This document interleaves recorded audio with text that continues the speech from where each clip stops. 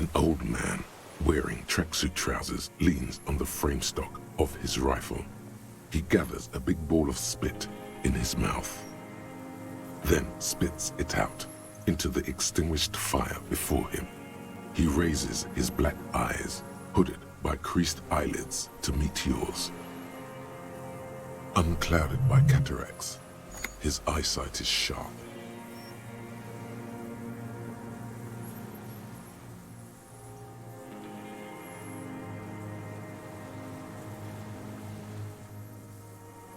It's not nice. It's a piece of shit. But it gets the job done.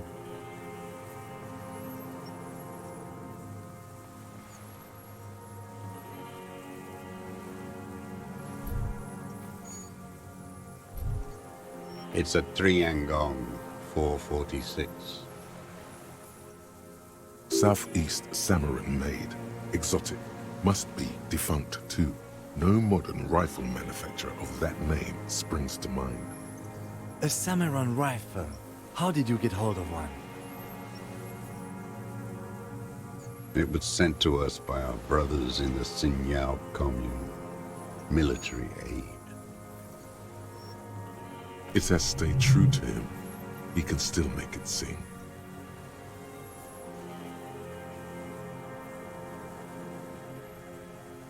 You heard me. It's good now, like chalk, white from the bull.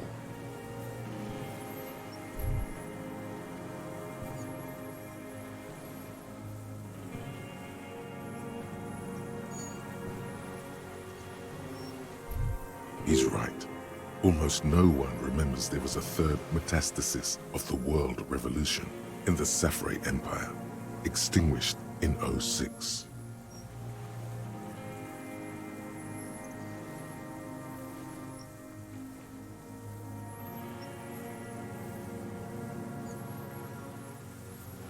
They wouldn't like hearing their name in your mouth.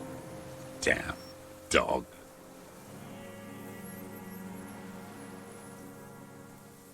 My eyesight? Yes, helps me see all the shit. I did. And you opened it. How? The boat engine. On the water. The what now? I can't hear you. I may have. All sorts of little rats have come sniffing around, trying to give up the position. The position sounds like a hiding place.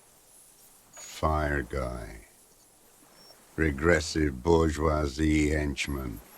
Can't even talk like a grown-up.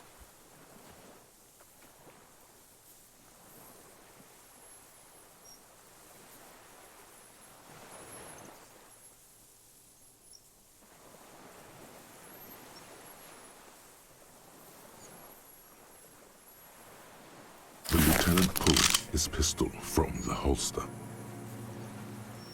You are a glorified night watchman. This is a service rifle. I can only lay it down before an enemy commander of corresponding rank.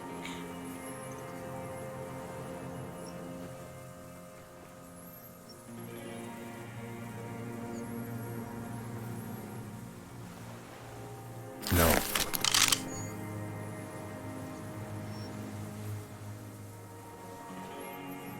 Put it down now, sir.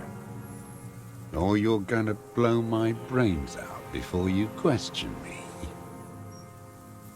To hell with it. It's a walking stick anyway.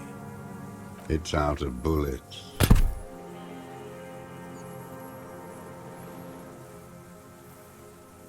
Like an amputated limb in the sand.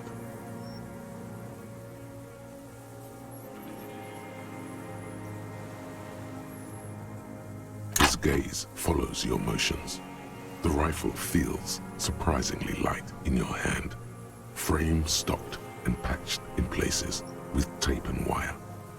The rifle's in a shabby state, like a crutch that's seen too much travel.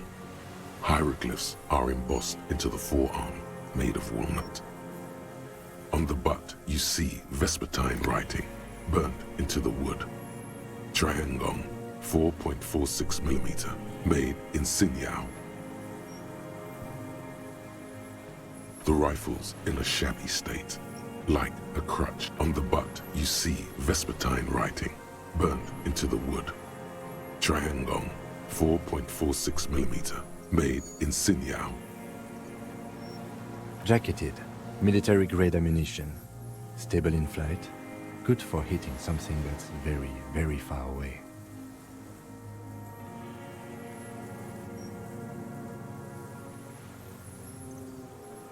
The old man keeps following your motion with his gaze. His right arm twitches suddenly. This looked very much like the murder weapon. It could be used against him to get a confession in time.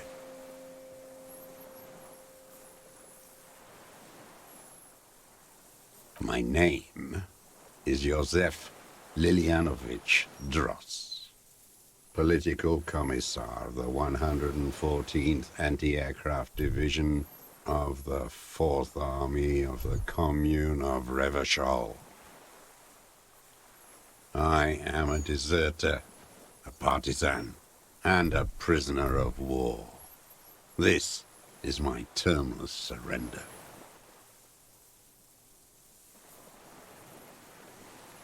The commune of Revachol? Do you mean the ICM? You're a holdover from the...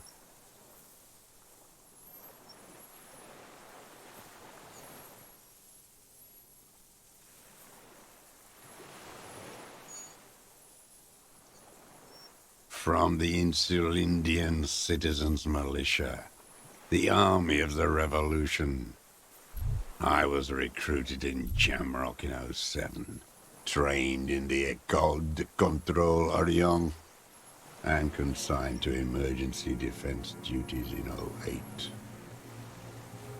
I left my unit on the eve of the landing.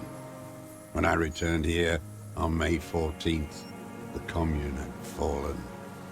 Still armed and ideologically trained, I wrote a criticism of myself and resumed partisan duties. 51 minus 8 equals 43. No. I've been on other islands, too. I was an resurrection until they turned it into a spa in 18. Then I was an E-48, a nameless sound, until the sea washed over it. Then I came back here. That was 22 years ago.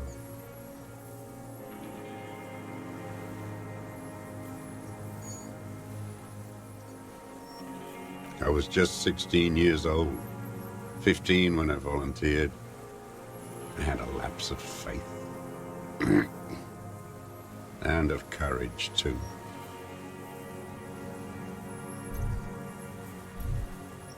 You could say I misunderstood the historic role of the proletariat and thought Mazovian socioeconomics were fallible.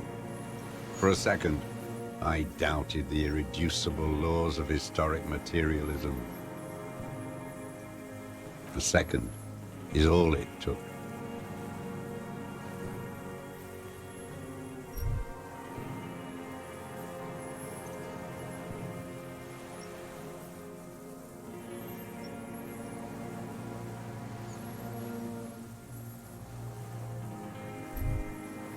For reaction to take hold.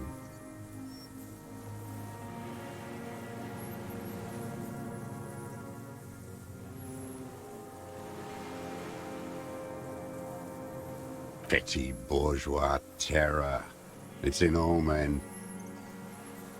May the 13th, '08, 44 years ago. The horizon was black with coalition airships. Their petroleum rose to the sky, and it looked like it formed the clouds, storm clouds. When they started shelling, it was dark magic. The combined might of international capital, all at once, all the greed and terror in the world, tore into Revachol. It lifted streets from the ground and turned houses into ghosts. We were in the flak tower, huddled on the floor. The artillery was 80 kilometers away in Oyun, but I knew the commune would fall. We would all be turned into ash. So I said I was going to the map room. I ran. I climbed the chain link across the water and hid inland, in the bunkers underground, like the weakest of the weak. A mouse, frightened of the ordnance all night and the sound of the rotors in the morning, whirring.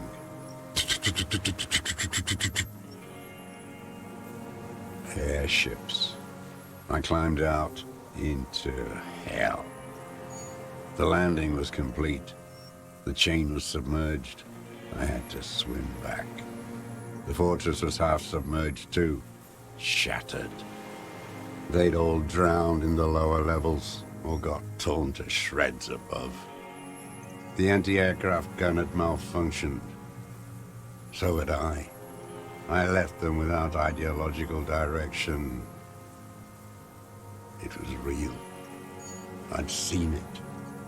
I'd seen it in reality. The mask of humanity fall from capital. It has to take it off to kill everyone, everything you love. All the hope and tenderness in the world. It has to take it off just for 1 second to do the deed. And then you see it, as it strangles and beats your friends to death. The sweetest, most courageous people in the world. You see the fear and power in its eyes. Then you know that the bourgeois are not human.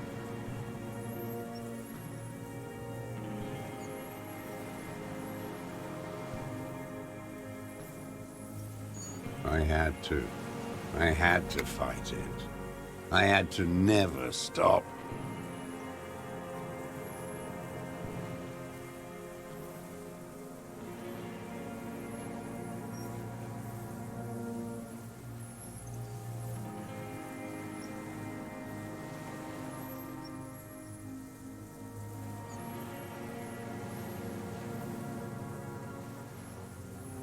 How does anyone survive? I steal supplies, vegetables. I collect rainwater. It's the life of a dog, not a human being. How is your health, Mr. Dross? I've been throwing up blood since winter. Red, like beetroot. Been passing it in stool, too. He does seem frail. Gaunt for his age. More like 75 than 65. Trouble putting on weight could mean cancer. The RCM can provide medical services. You need to be looked over. I need to die. You don't have medical facilities. You have guns. That's all they give you. Toy guns.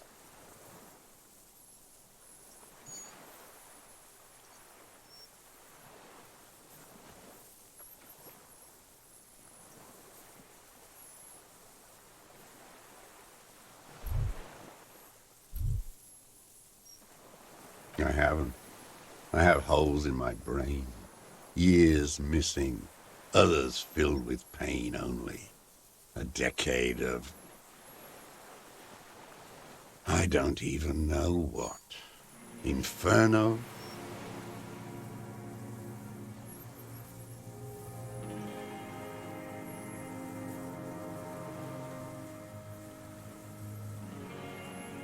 I would imagine it gets tremendously difficult mentally to live in isolation. Traitors. It's better alone. I watch the people of this city turn the lights back on more and more each year. Ruins, glimmering in the dark, like a fucking merry-go-round. It's disgusting.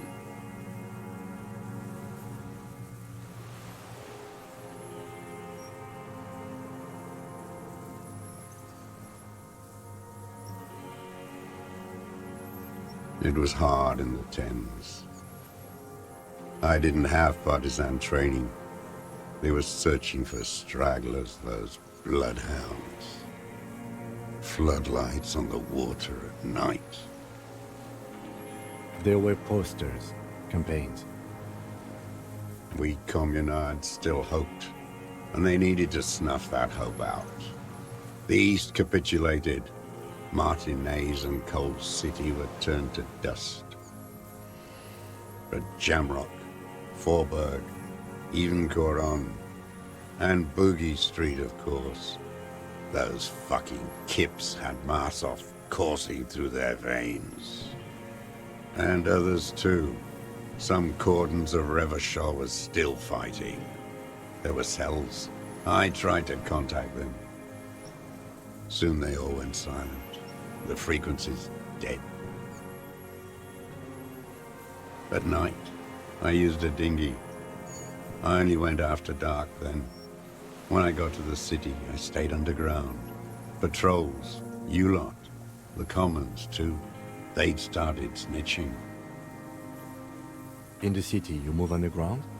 From bunker to bunker. Not anymore. No one cares now. I don't even have to hide. They think I'm another antisocial vagrant. I could walk straight into that town if I wanted. I just...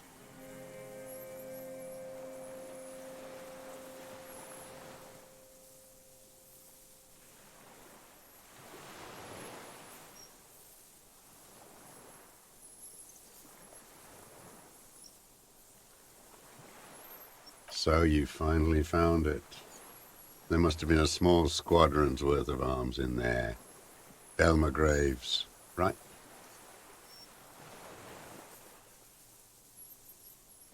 Useless now. Rusted away. So you've been there? Sleeping. Some nights. Ammo scrounging on others. Those McGraves were shit, even before they corroded. Some had bullets in the chamber, however. You feel the dots connecting. Little dots on the map he's walked across.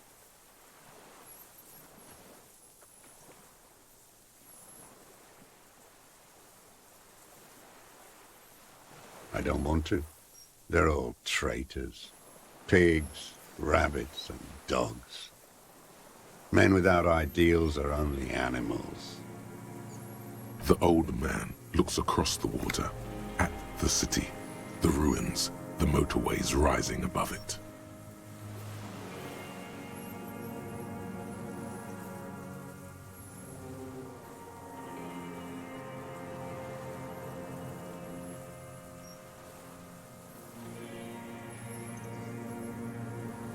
You're with the RCM, the coalition-appointed mob that enforces bourgeois morals in Revachol.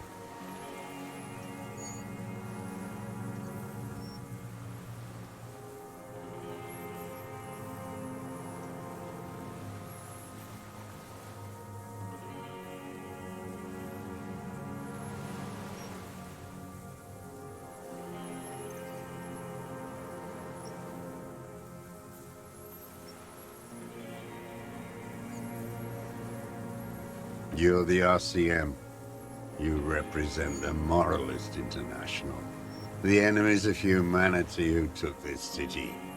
I represent their adversary, le Parti Communiste dans ce land.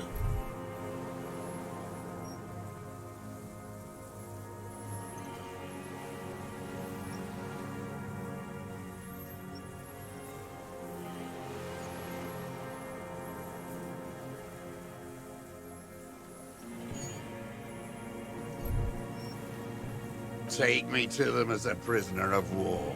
I have relinquished my weapon. I can no longer serve. No superiors can relieve me of my duty. You bulldoze them all to a mass grave for trying to free humanity.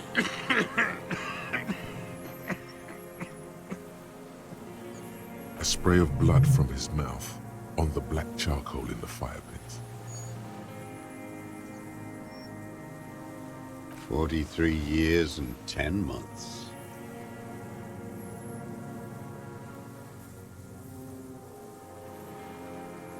It's inhuman. It's sick. It's not how a human being should live. But I had to. I couldn't just forget. I couldn't just forget what I saw.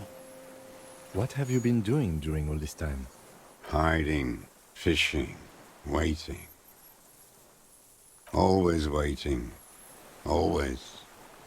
For her to return. Her who? Girl, child, revolution.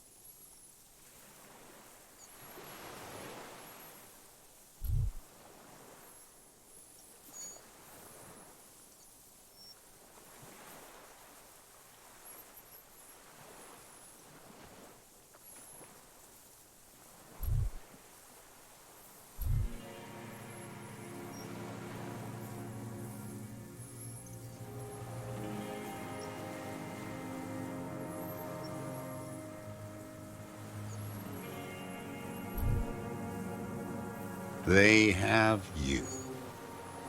The material base for an uprising has eroded. The working class has betrayed mankind and themselves. The historic opportunity for a revolution has passed. It will not come back anymore, however hard I try, whatever I do.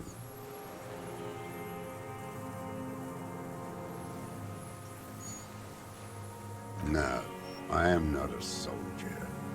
I am an ideological officer. I belong to the party, not the army.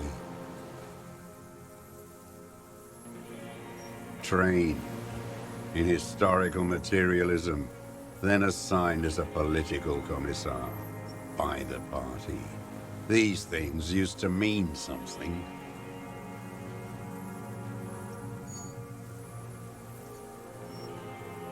He nods slowly, then another tremor.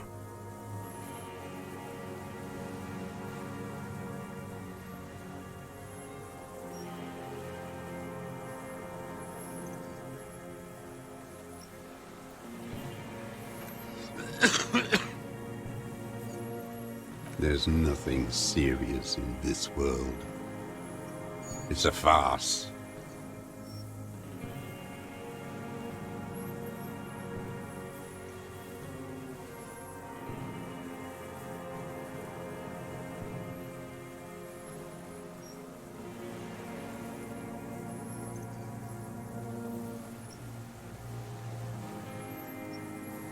I've used it for killing people. Killing people? It's a gun. That's what they're for. You want a moralist euphemism? Defending your family and your property. I haven't done that. I've used it to kill people. Interesting. During or after the war? There is no after the war. Class war is never over.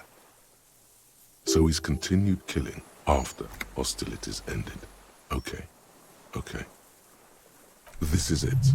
You can feel it, like battery acid on the tip of your tongue. Something you haven't felt in a while. But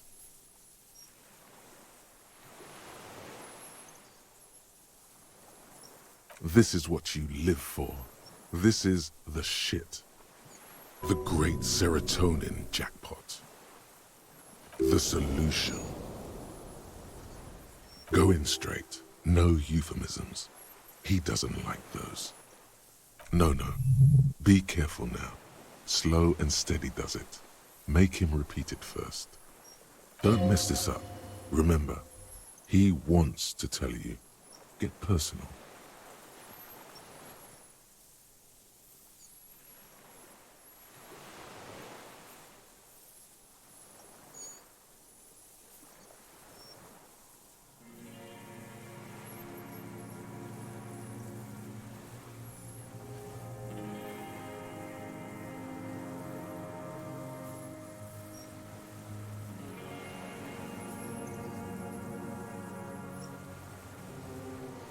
I don't want to tell you anything, you grotesque murderer. And why did you think that was a good idea? Don't listen to me. I'm wrong all the time. The who now? He heard you. He just wants to hear you say it again. This is dramatic flair on his part. Right choice. We're in. Do it, sire.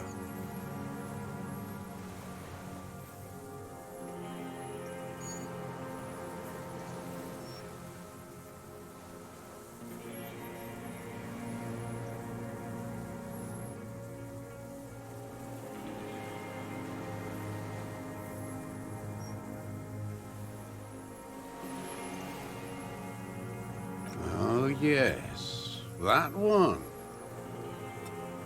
Ugly piece of work, that boy. Did you kill him? I am a son of a welder and an officer of the commune of Revachol. I do not collaborate with murderers and pederasts of the liberal regime. A drop of blood in the saliva. Exhaust him with proof. Pile it all on him. Get a confession. The gun.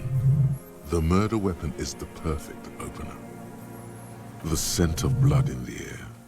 But what else? There was something you can't remember. Something about the tracks. Suddenly, all those tracks are so confusing. Go with something else first.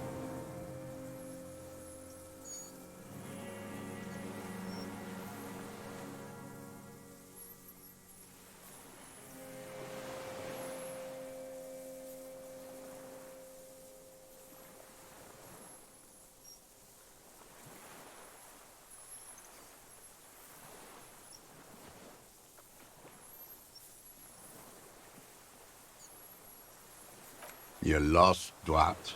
You're lost.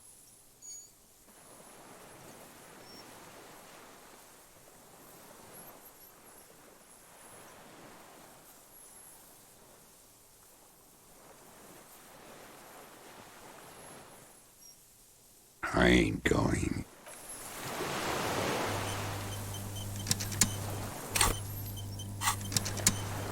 Minions of capital.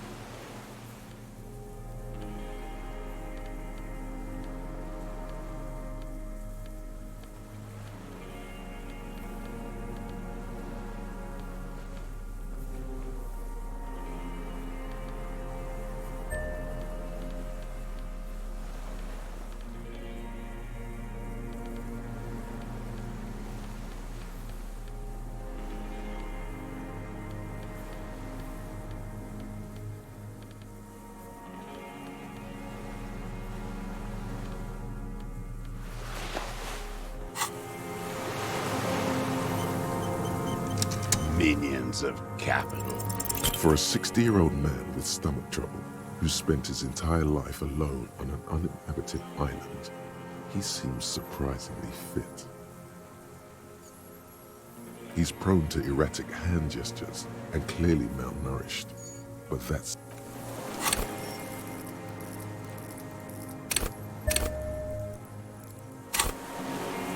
Minions of capital. What do you want? Aside from...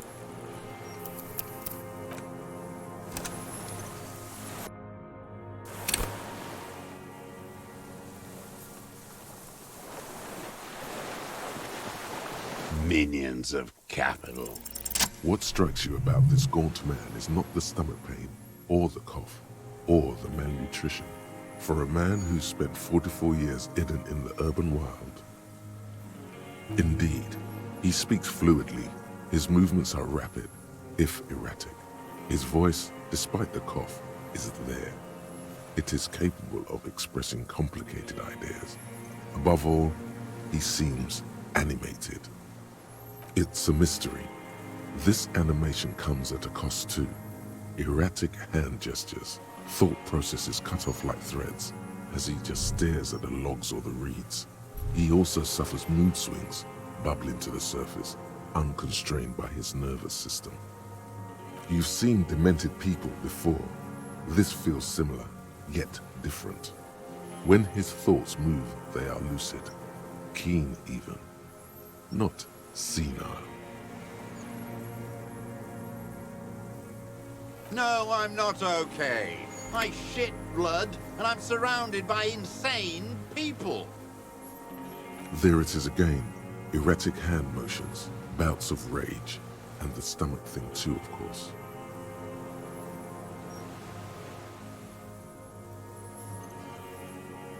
Petty bourgeois law. This is all you care about, right? The only thing in the world for you types. A drop of blood in the saliva. That's right. Pile it all on him now. 3 should do it. Maybe 4.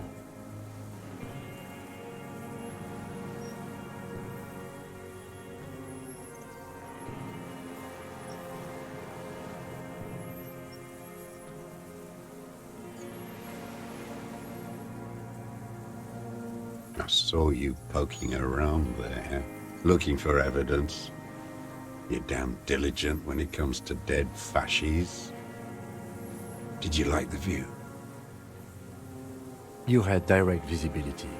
There are embrasures in the concrete, specifically meant for a top follower to use. And you had a long-range rifle in your possession. You've been here a long time, Mr. Druss. Too long. You clearly need medical aid. I'm ready to die. I've done my part. He's practically admitting to it. Dead fascists for fascists. Done his part.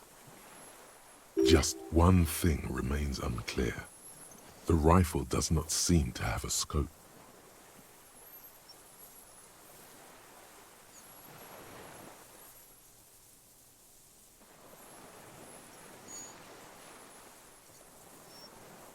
Forget about your stupid fucking scope.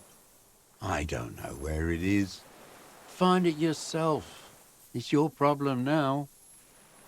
He lost it. He just doesn't know where it is. Forget it. Push on.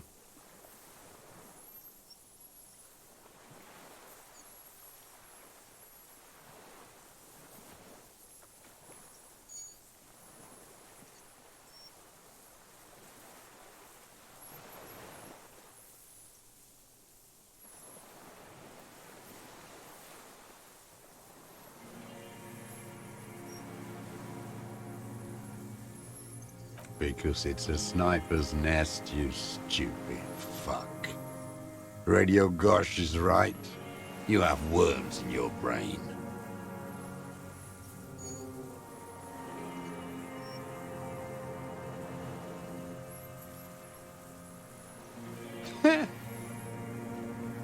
Not a lot of guns around that use military-grade ammunition, are there? It's a real gun. Not like your musketeer pistols. You look like imbeciles. Why don't you ask them to give you real weapons? Going against automatic rifles with these toy guns. Of course you got those boys killed. Damn, he saw you. He's watched it happen. He would have a good view of the tribunal from here. It's not just empty boasting. So he saw you. Okay. So what? Don't let it divert you.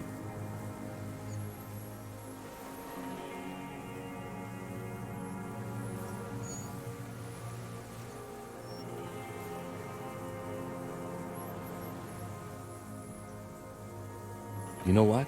You're right. I'm convinced this made the shot. Should we call it?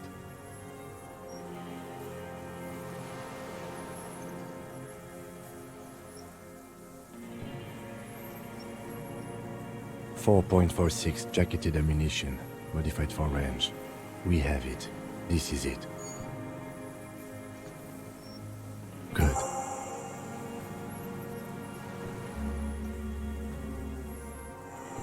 This feels good, doesn't it? Tearing things up like this. When you have the murder weapon, you have the killer. Murder.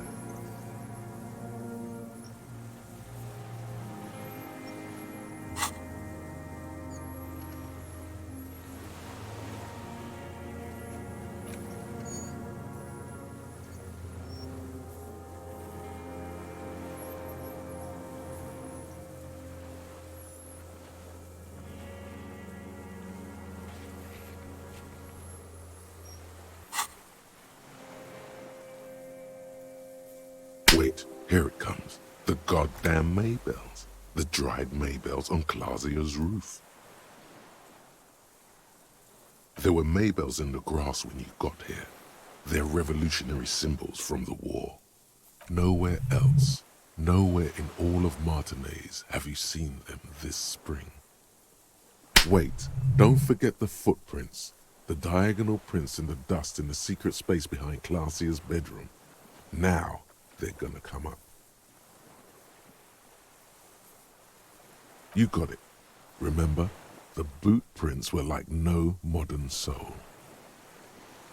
Maybe don't beat yourself anymore, though. You're not immortal.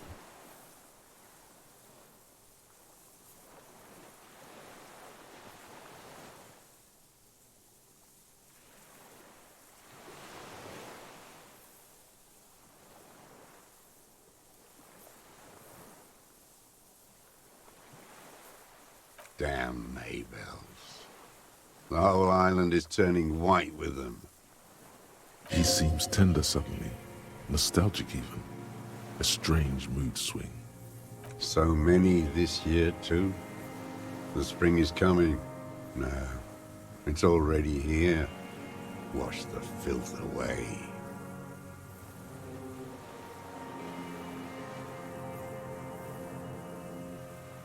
They blossom on the islets before we fertilize them with our blood.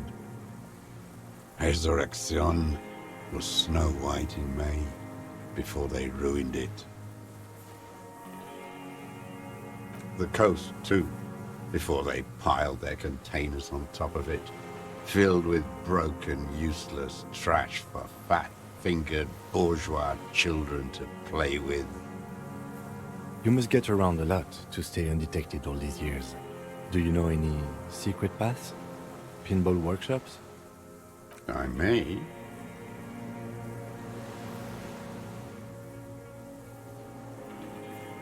Classier. He knows her, but hadn't heard the name.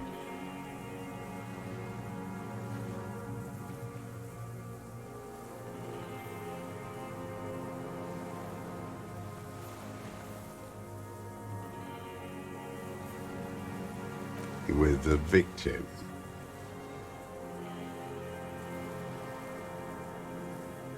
There is a small tremble, looks like a smile, a crooked smile, yet isn't quite voluntary.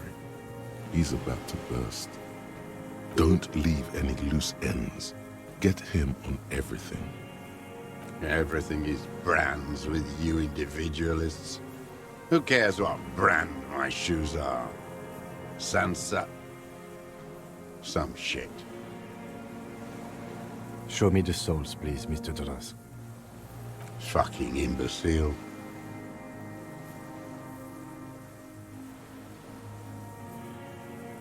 The maker is called Sansariq, and the size is 42 to 44. These are not the unusual horizontal patterned souls you saw in the dust on the floor of the hidden room. They do, however, seem to be about the same size. The size fits, but not the soul.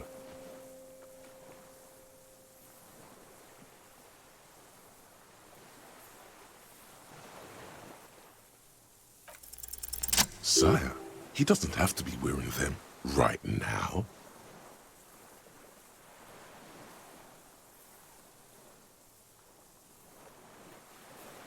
Racking those brains, are you?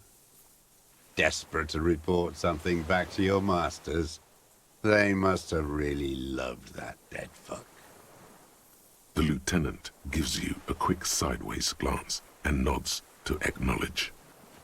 The prints were his. You can see it in those eyes.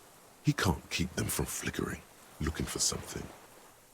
The old man stares at his own prints in the ash around the fire. Silent suddenly, some strange process within him. A gush of wind. Seagulls in the distance. You know who he was. A coalition-trained murderer. Armored and armed. He wasn't human.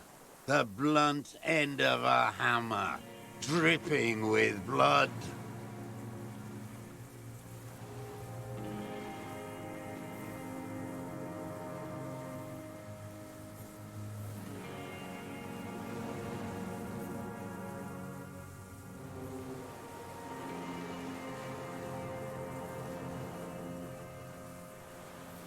Beating us to the ground, moaning with joy. You hounds get so thorough when a company-trained killer dies. I haven't seen you on this coast for 40 years. You know, maybe I should have killed one sooner. Got your attention. Now you stop beating druggies and prostitutes in your basement. Now you come to investigate. Not when they die by the hundreds. This is it. Shot him. Shot him. Say shot him, not killed him. Oh, the inhumanity. One paramilitary less in Revachol.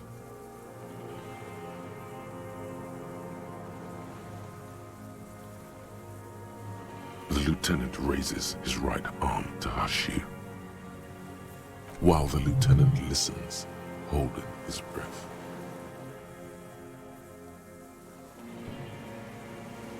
I had them in my sights, both of them, him and the whore. I was breathing with them, in phase, and I pulled the trigger and flew on the air until I landed in his mouth. I didn't think I had a shot like that in me anymore. I did. I saw him kneel there with his mouth full of death, and that stupid look on his face. And his dick still in her. Nothing. I went to sleep. Next morning there were Maybells everywhere. The world was white, or what's left of it anyway. My last spring here. I knew the fascists would come to avenge their own. And so they did. Mr. Dross, are you aware you're confessing to murder? Yes.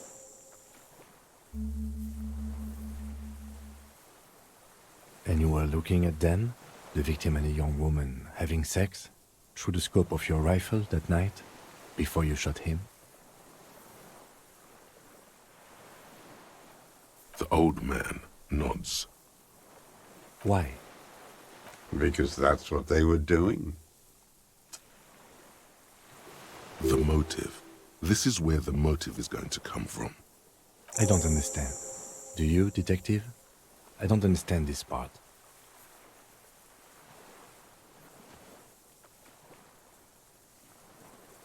I'm always looking.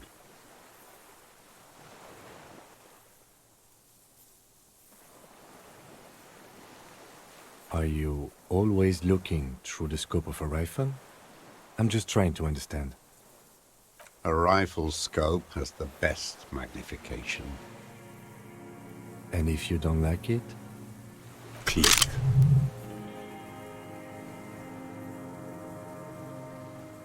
Yes. Think of it as a form of critique. You got him going. Connect every little piece now. Wrap this up like a gift.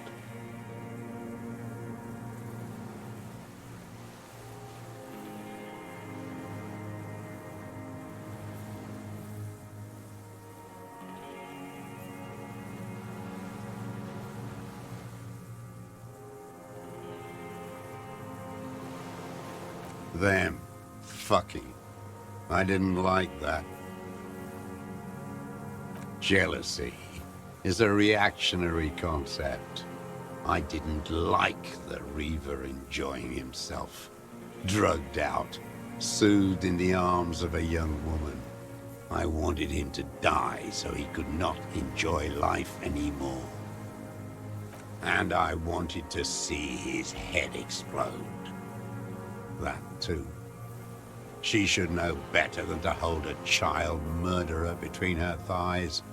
I knew he'd be there for one more second, writhing. That's all it takes for the bullet to reach his head. Now that I think of it, I wasn't aiming for his mouth. I wanted his brains to spill out on her. But you can't have everything.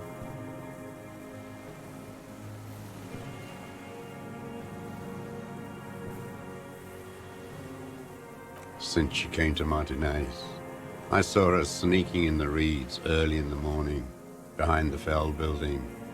It was dark, still winter. She didn't have her skimpy outfit on then, just a spot in the night, moving. Past the Feld building on the coast? What was she doing there? Hiding something in the water. She had a fag after she'd done it. I was up in the ruins there. She couldn't see me, but I could see her, smoking. She was nervous, but not scared. Her passport and tickets to Villiers, and from there to Cachet Brut.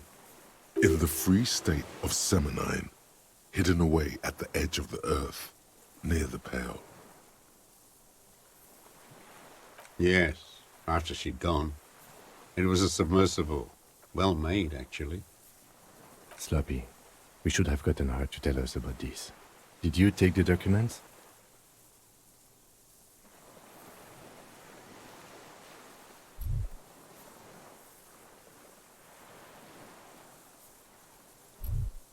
No, I put them back.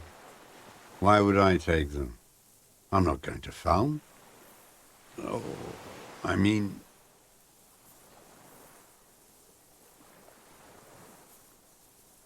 I did. She had a face like an archipelago, with those birthmarks, and a body hard and lean and bruised all over, black and yellow. I could see she's taken a beating. I could see who she was, too. A spook, on the run. Revachol's the cloaca of capital now. All the bagmen and arms dealers end up here to do drugs and have sex like animals. You could tell she was a spook from the documents? She had different color hair on the photo, and glasses, forged. Some sordid bourgeois affair. I've heard about this kind of thing on the radio. He's setting it up for you. The bruises, you can't make that out in a scope.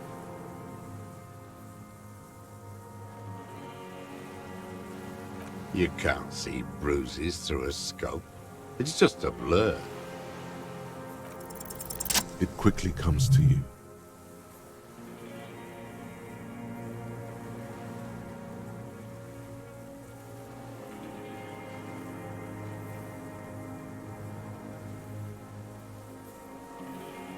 Oh, yes.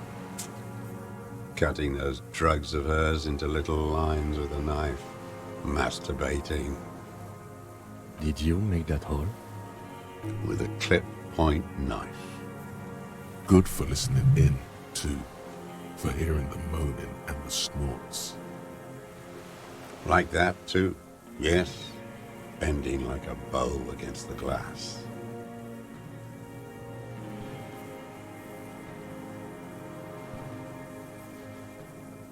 I've been through all of Martinez, every nook and cranny. Yes, that too. The things they did in that little room, what she'd do to feel good. Funny the way light works. You turn it on inside, and it gets so dark out, you can't see a man looking in. I learned that in the 20s, when they were still hunting me. I've seen people do some shit, but... Those two took the cake. You hear the familiar scribble of the lieutenant's pen. A quick glance at you. How did you get in there? The hidden pinball workshop. I can just walk in there now after a good wash. I told you, they think I'm an antisocial. Closing hour is a good time. The kitchen's empty. You had to open the steel door in the kitchen? How? I got that open a long time ago. Some bourgeois game merchant lived there. I don't know, 15 years ago. He left spare keys all over, and I took one. Then I saw her turn the light on one night in my scope. Andy found use for it. A spare key, like the one hanging behind the Union box window.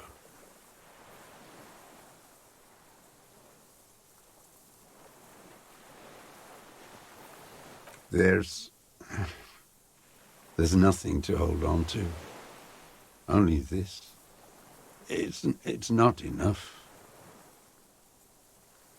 The coals of his eyes glisten suddenly, like stones dripping with water. Is he crying? Man needs to feel something else. In this fight, it helps if you have your eye on something there. It's weakness, I know.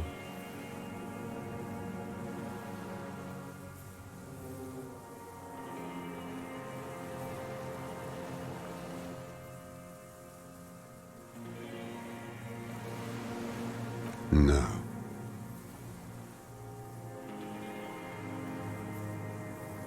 I don't really know. I was there one night and she was crying, like a child, in the corner of her room on the floor, like she does sometimes.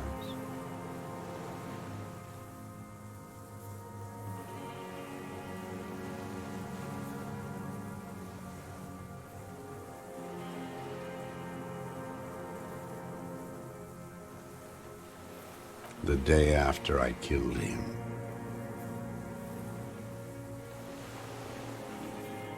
Yes, I don't know why I do the things I do anymore.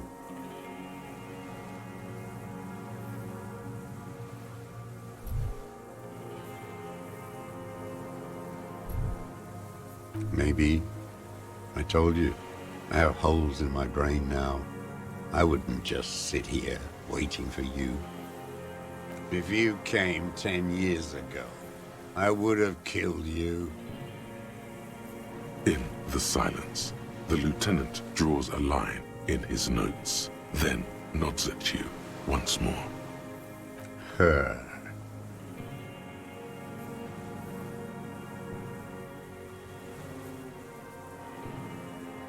The lieutenant nods at you in acknowledgement. Where is she, that Clasier? I haven't seen her there for days.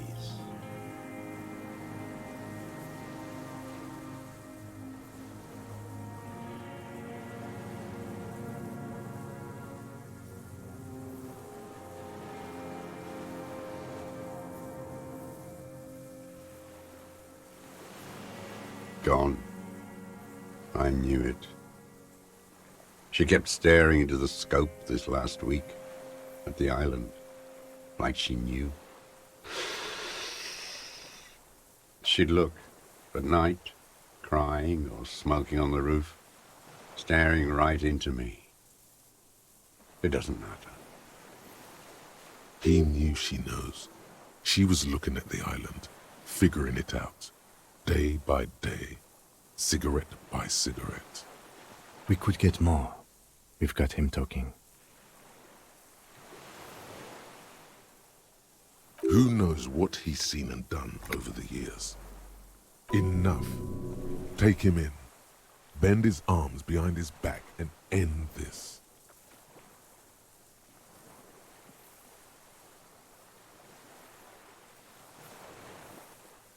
A tragic comedy. Druggies, prostitutes, and rentiers. A strange little engine seems to fire up in him again. It straightens his back. The familiar put, put, put of hatred. Specifically, the whole city is a charnel house, stripped clean and draped in neon. But Martinez is the worst. Because of the racists, everyone is a racist in Martinez. It's their favorite thing to do in the whole world. Listening to race-themed radio shows. In the ruins, in their lorries. Pumped full of steroids and Radio Revachol 92. Race this, race that. It's all sanctioned by that social democratic union and the farce of a social democrat who runs it. Yes, the fly larva in his container. He let some nihilistic advertising yuppies erect a statue of Philippe III, a syphilitic murderer, on the town square, to spit on the working class.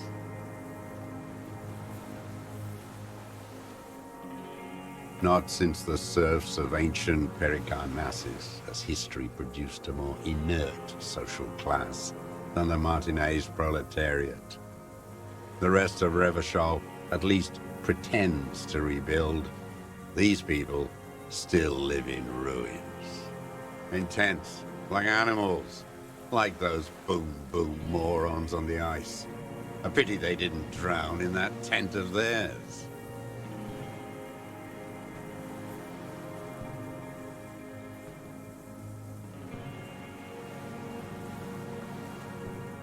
The worst of them is the blood-drenched Sucrion on her yacht, licking her lips.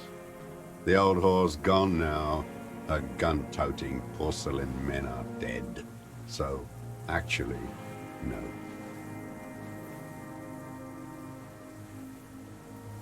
The worst is that old cop parading around in his uniform, throwing balls all day. It's not enough that the racists and liberals are dancing on our graves. The old loyalist ghouls still parade the ruins too. Every morning he's there, while the parasites he fought to protect are off in Ozon, or Koyamorang, or some other island they built their palaces on, feeding on drugs and having sex with their own children. That's all the rich really want. Sex with their own children. Throughout history, even the royal bloodline of the suzerain, it's all just an excuse for them to have sordid sex. At least that old cunt, Frisell, is now dead.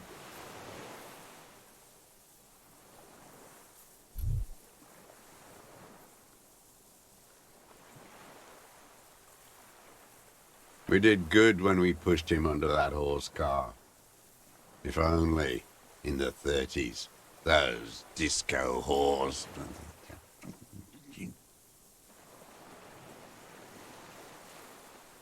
The disco whores are too much. Hatred shuts down his brain's language center. leaving only a nonsensical sputter. There was something about a statue and nihilistic advertising agency people might be worth investigating.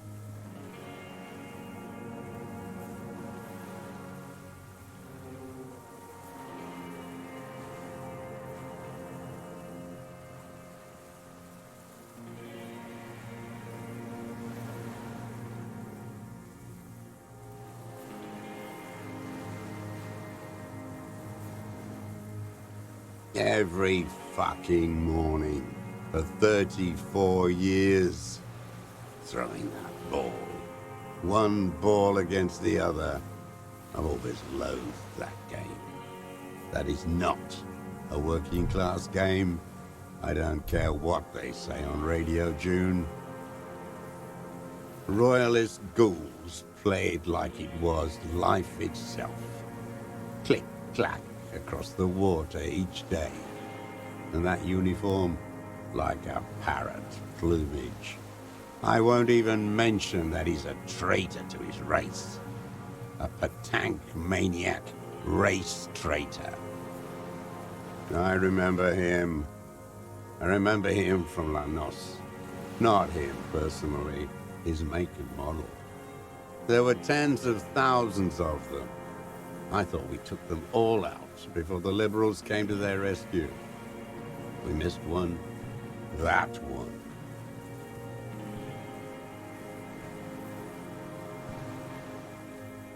There doesn't seem to be a single person under the pine today, not even Gaston, alone.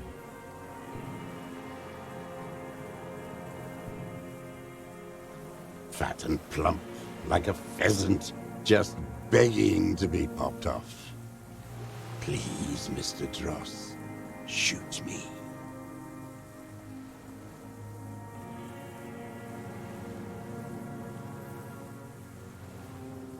Not yet.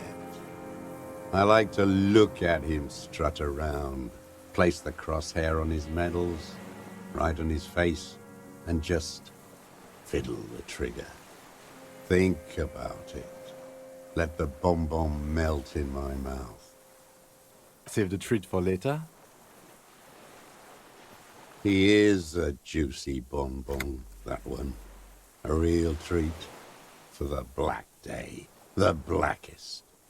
When I put that gun in my own mouth, I think, no, don't waste it. Put this lead in that cock René. For the boys he killed. And then I look at him throw those balls, and I suddenly feel better. I even hid one bullet, so I'd always have one for him. Haven't seen him around lately, strutting around. Must be down with arthritis. I hope it hurts like hell. I hope he sweats blood. No.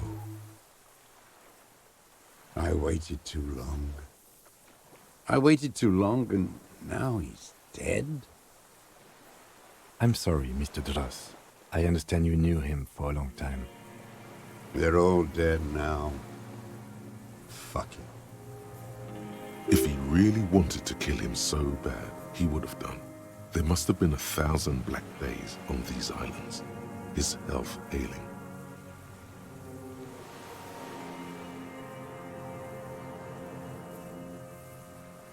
All human beings care about each other. I cared for seeing his head explode. Now, God damn this world.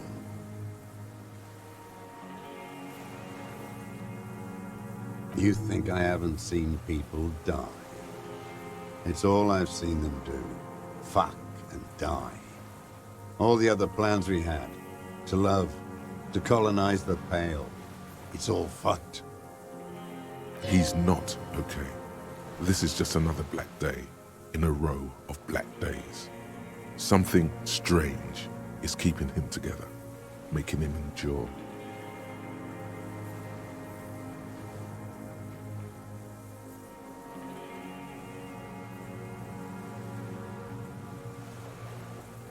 I don't even care about those whores anymore. Get it over with. Take me in. Frisell the first. Philip the second. What's the difference? Syphilitic murderers the lot. I don't want to think about those things anymore. I'm tired of all of it. I don't want to talk about goddamn social democrats. Traitors is all they are. Brain dead. Rene still presses on his mind. Glad we talked about what? What? But you said I would be taken to the...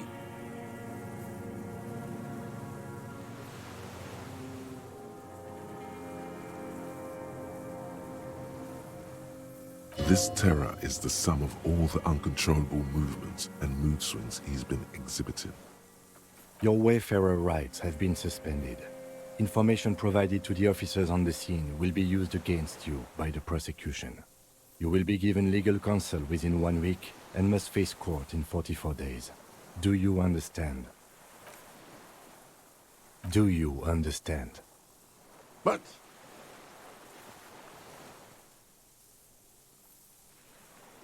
No, I don't want to. I have to stay here. He's sweating. Beads are forming on his forehead. Your confirmation is not required, sir. Now on to the boat.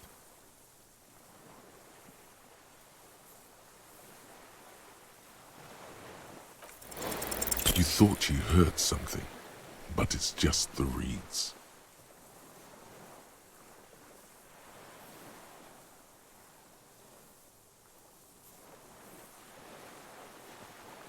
Maybe we could all fit in there.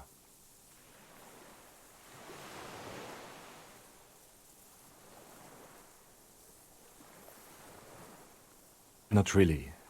We could escort him to the pier, then either one of us can take him inland while the other stays here, but...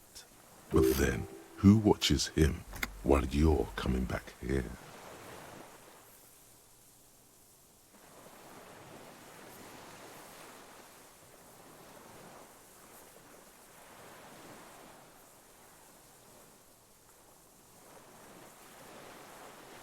You come back for me? How about I go and send a boat back for you? What is this farce? This is a fucking farce. I can't.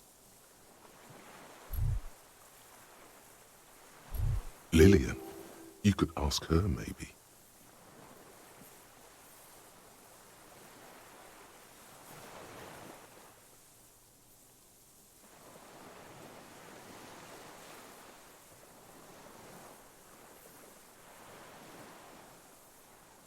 Actually, no. This is no harmless old man. This fucking world. This world. What is this?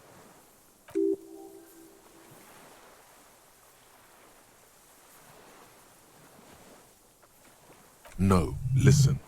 Listen now.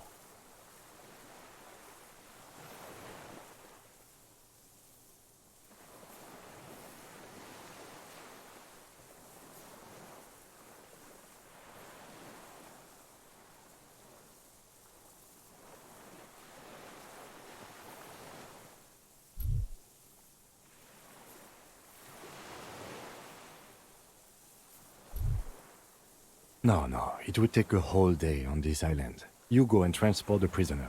I'll be here. I can escort him to the pier with you.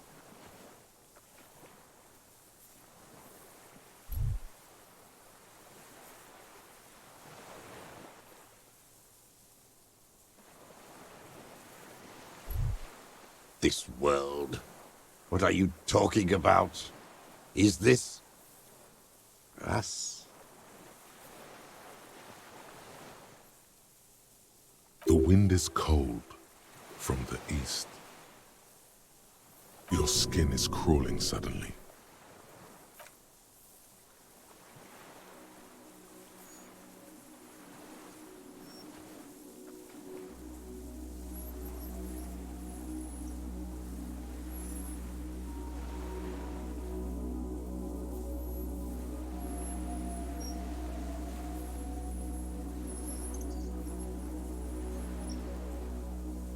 A delicate tangle of arms and legs unfolds from the reeds, limb by limb, to then just stand there, moving its scythe-like arms in ghostly silence.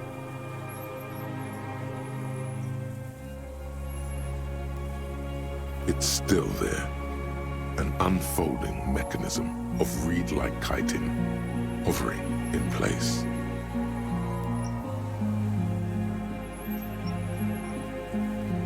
What are you talking about?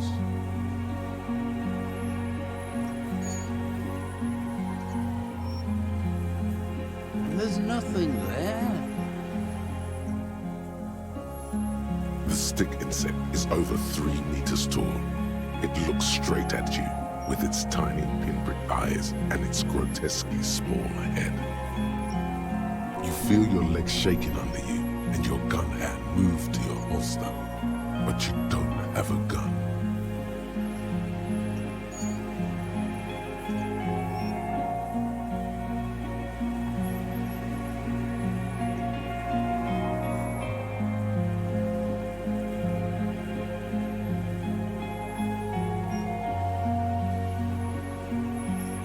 You feel the lieutenant's hand on your back, and then you hear him say 4 words. I can see it. Thank God. If he can see, then you're not insane. But that means it's really there, spinning slowly, in absolute silence, its limbs long and slender. Be very, very careful.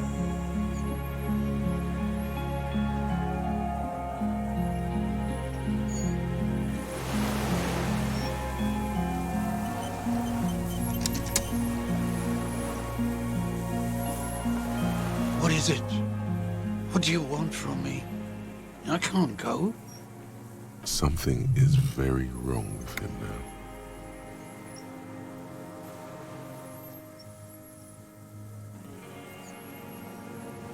No.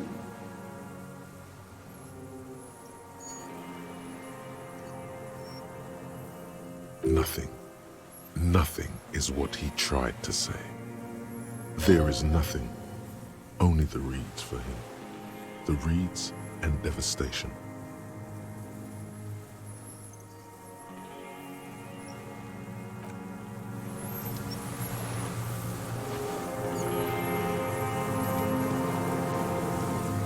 The creature stands on long stilt-like legs, antennae hanging from his head like a woman's hair, white and curled at the tips. It is no more than 5 steps away from you. Reed-like tufts stick out of its joints. As the insect moves its forearms, it produces a faint hiss, like a reel-to-reel machine spinning after the tape breaks.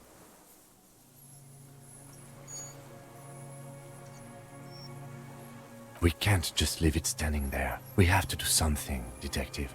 It could be connected somehow even. You've never seen it.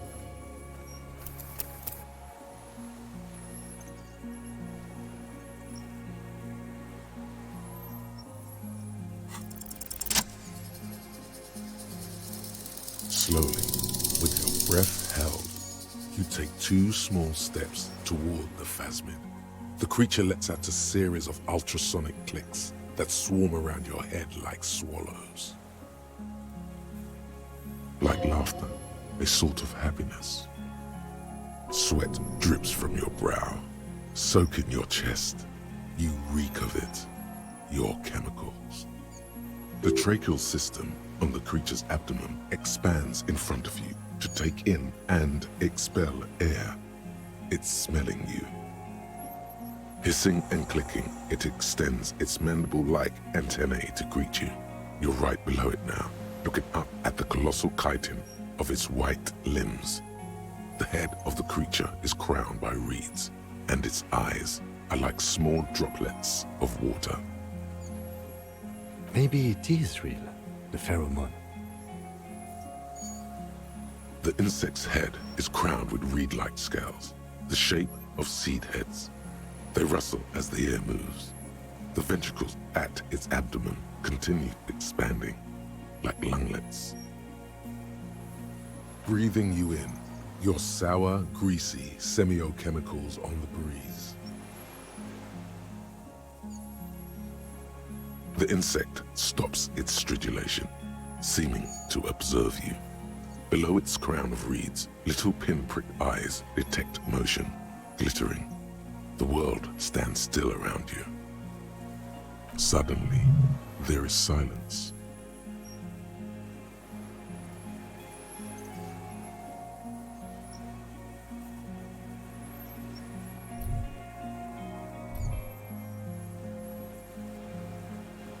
As you do, the invertebrate comes to life, its limbs moving independent of each other, as if each has a mind of its own. They are white, like stalks of porcelain, knitting above you, praying to you.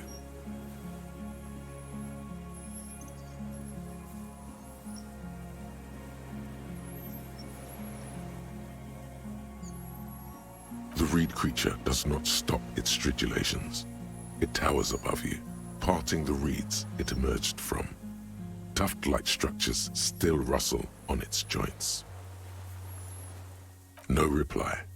A total ancient silence comes from its mouth, along with what appears to be some kind of foam. The stridulations of its limbs continue all around you. You were right. Little bubbles form on the mouth parts of the creature, on its segmented lower lip. It looks to be foaming, slowly. The foam is white, then yellowish. Careful. It may be poisonous. The foam slowly turns a darker shade, like burnt caramel, as the insect moves its mouth parts, masticating. The little bubbles begin to burst, one by one. I exist.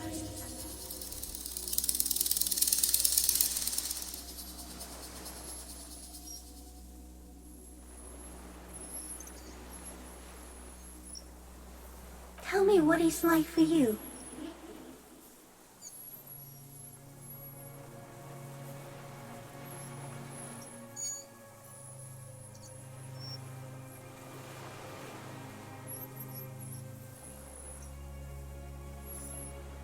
Fire? Where?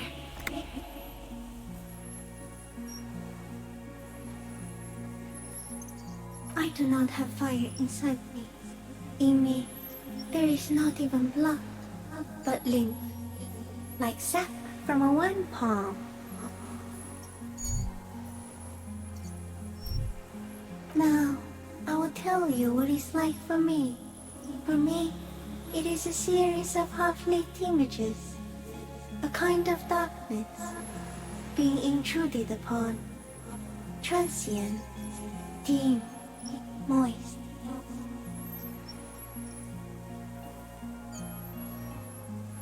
Shapes of plants and animals, and internal sensations, a swarm of sounds, tiny vibrations on the inside of my forearms. All speak of complexities totally beyond my understanding. I am at the end of a narrow funnel, weightless, so light, it only feels like something to be me. In truth, perhaps I'm nothing. I certainly do not have a soul, and if I did, it would never burn.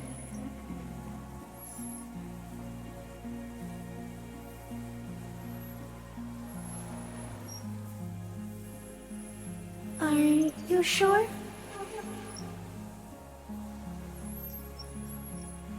Sometimes, when molting, I will grow a lost limb. One time something went wrong, and a small leg replaced a missing antenna.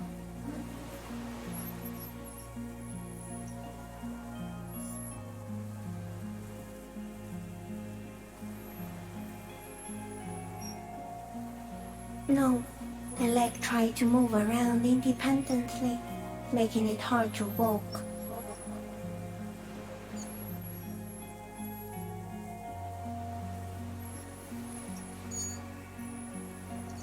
Yes, thankfully someone ate it. The next time I mold it, I got an antenna again.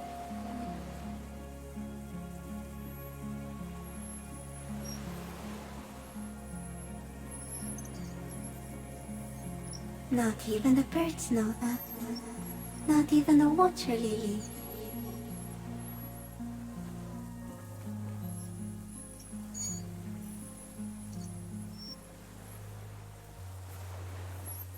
You can also eat it. If it's a leaf, you can put it in your mouth. Yum yum. Or read. Wait, so...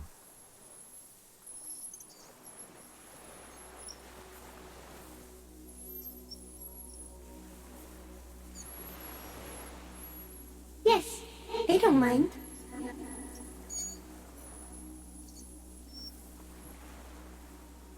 Yes, I once cloned myself and ate the little ones. It was winter, and I woke up at the wrong time. It was an accident. I am an unknown species of the order Phantasmadia, endemic to the Insulandian Insula. For the last 350 years, I have hidden in plain sight, masquerading as the reeds, molding, cloning myself, unfolding at night to play with trash bins and boys. I went unnoticed by the first settlers and the land surveyors of the suzerain, also by the soldiers of the revolution and the officials of the occupation. Even the Samanese islanders who came here first, but did not stay, have not seen me.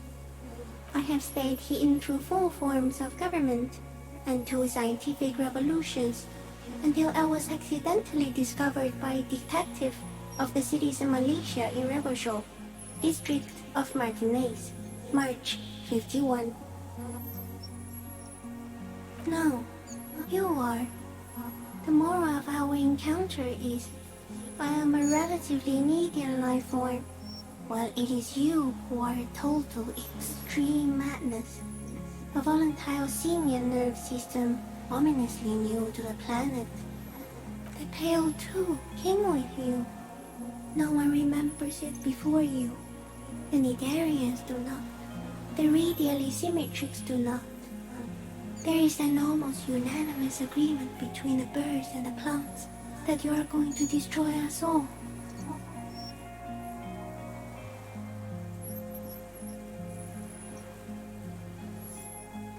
It is a nervous shadow cast into the world by you, eating away at reality. A great, unnatural territory. Its advent coincides with the arrival of the human mind.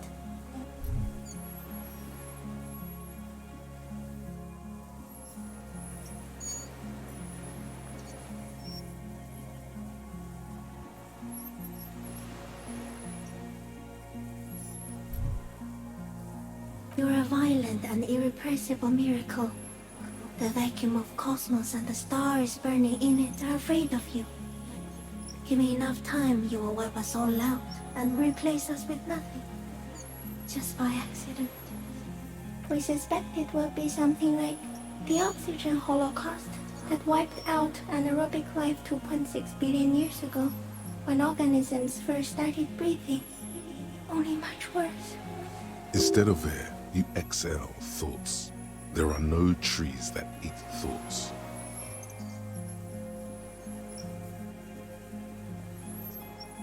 Everything your eyes touch goes back there, behind the nose mirror. What if you blink? Are we still here? Please don't blink. What if you misplace us all one day, or just forget?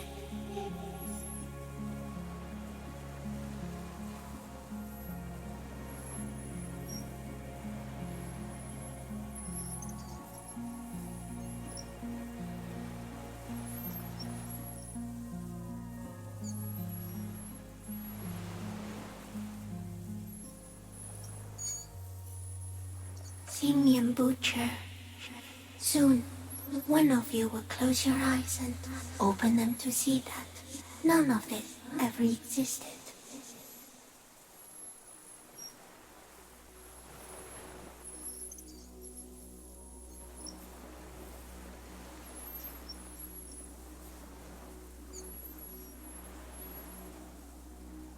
It doesn't look like that, no.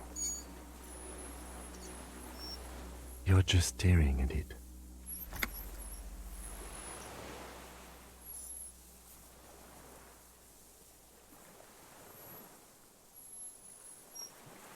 I think we should take the picture, and then you should back away from the unstudied species. So am I. I was born to detect sucrose rewards and semiochemicals. What were you born to detect?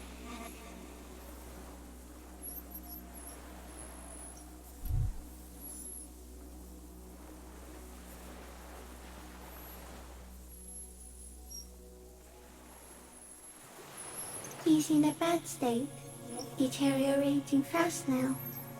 He thinks I am beneficial to him, but I am not. I only quicken his deterioration. Very slowly, and only because he won't go away. It is meant to keep them from noticing me, to interfere with the pictures in their heads. But he has looked at me for too long, and I am destroying him.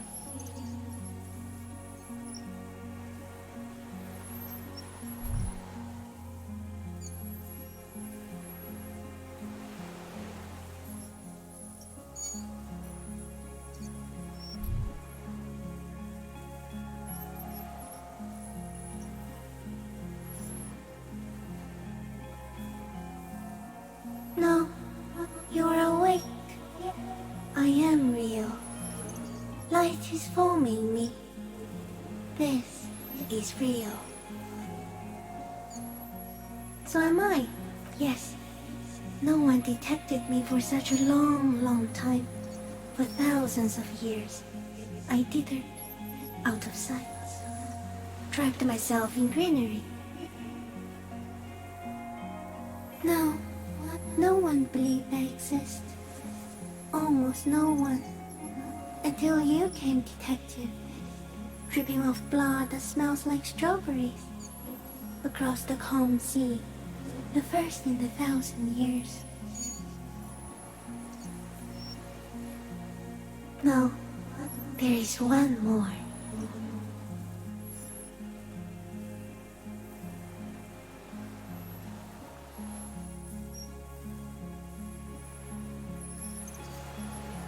Thank you. I also have one more thing to say to you. That woman, turn from the ruin. Turn and go forward. Do it for the working class.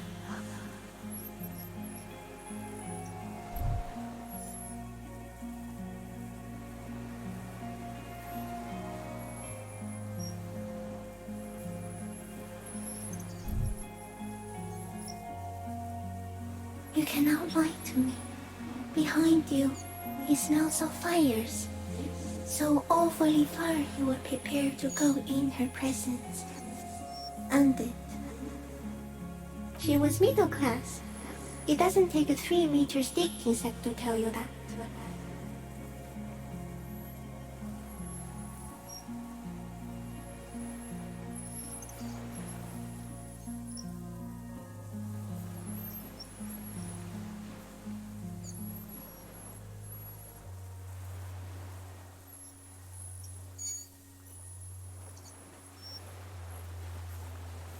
As you back off, the phasmid also takes a step back into the reeds. Something tells you the next time you engage and disengage, it will probably flee. The arthropod follows you with its antennae. As you back off, the cracks and hisses of the tape that's come to its end grow more distant.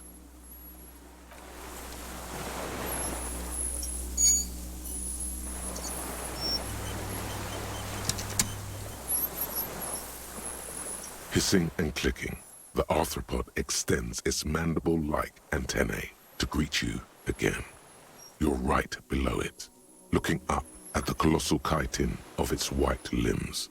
Its small eyes look at nothing in particular. Okay.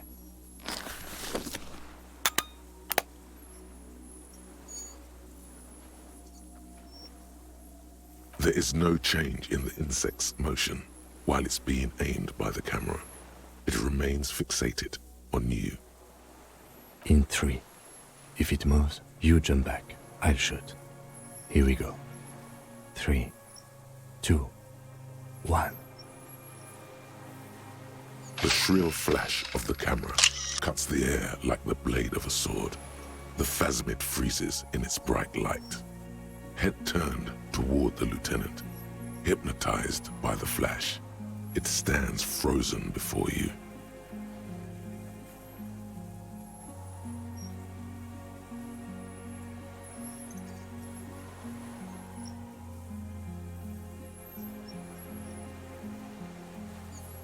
I got it.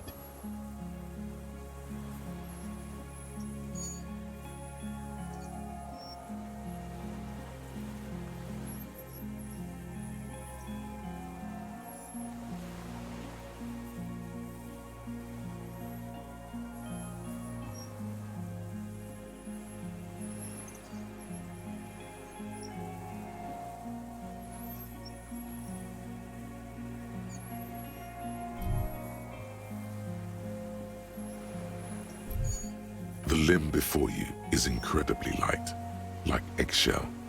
It's much lighter than a reed. You feel a soft push could tip the creature over. Its hollow exoskeleton collapsing. Warning!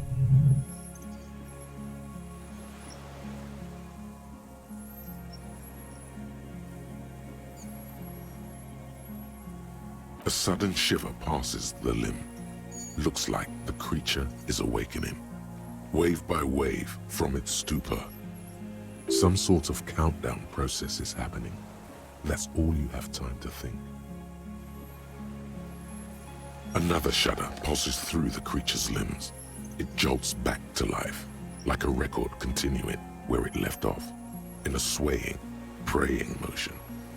Even the small black pearls of its eyes do not stray from you. As you're turning away, the phasmid mirrors your movements, stepping on the water, the long limbs carrying its feather weight without breaking its surface.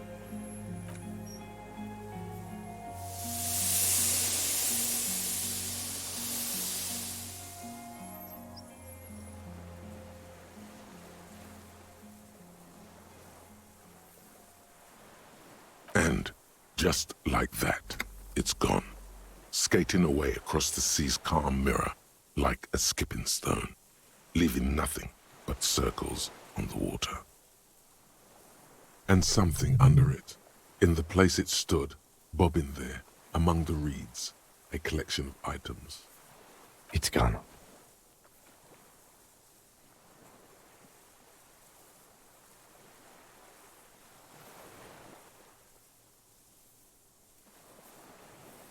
Apparently, yes, like a water strider.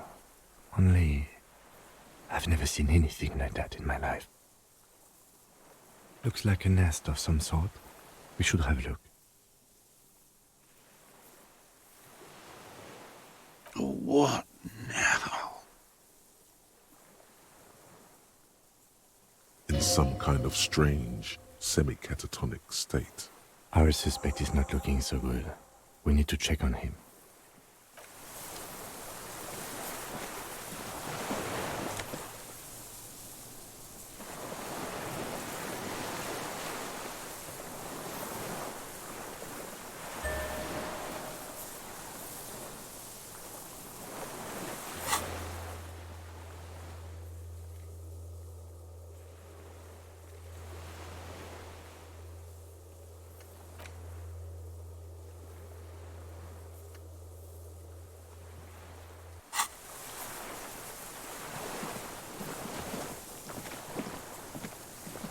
What is it? What do you want from me? I can't go.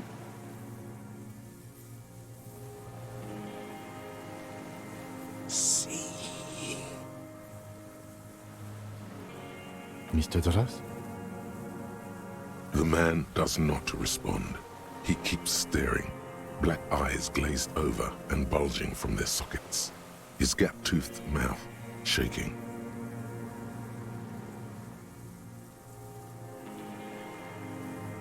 The plastic cape feels coarse.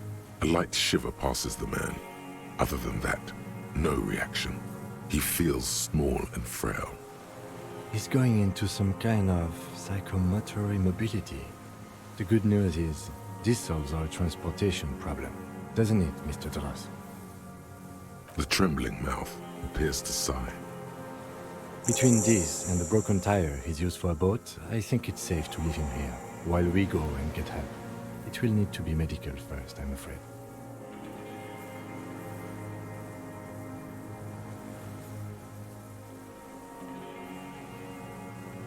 We should think about getting back to the mainland, to get help. He'll be safe here, if we don't take too long.